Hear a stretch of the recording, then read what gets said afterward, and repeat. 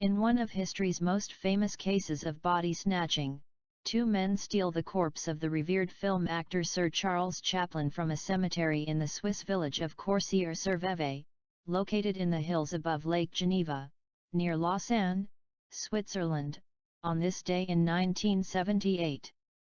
A comic actor who was perhaps most famous for his alter ego, the Little Tramp, Chaplin was also a respected filmmaker whose career spanned Hollywood's silent film era and the momentous transition to talkies in the late 1920s. Chaplin died on Christmas Day in 1977, at the age of 88.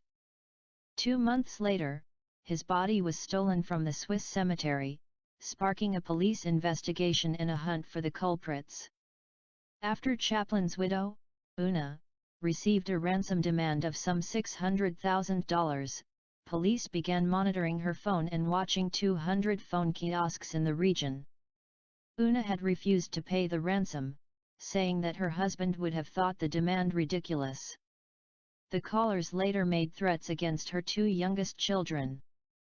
Una Chaplin was Charlie's fourth wife, after Mildred Harris, Lita Gray, and Paulette Goddard, and the daughter of the playwright Eugene O'Neill.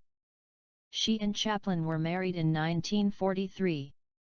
When she was 18 and he was 54, they had 8 children together. The family had settled in Switzerland in 1952 after the controversial Chaplin, whom his enemies accused of being a communist sympathizer, learned he would be denied a re-entry visa to the United States en route to the London premiere of his film Limelight.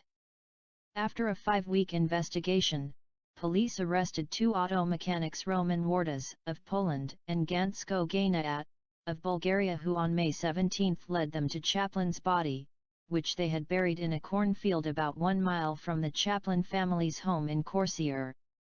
That December, Wardas and Gainat were convicted of grave robbing and attempted extortion. Political refugees from Eastern Europe, Wardas and Gainat apparently stole Chaplin's body in an attempt to solve their financial difficulties. Wardas, identified as the mastermind of the plot, was sentenced to 4.5 years of hard labor.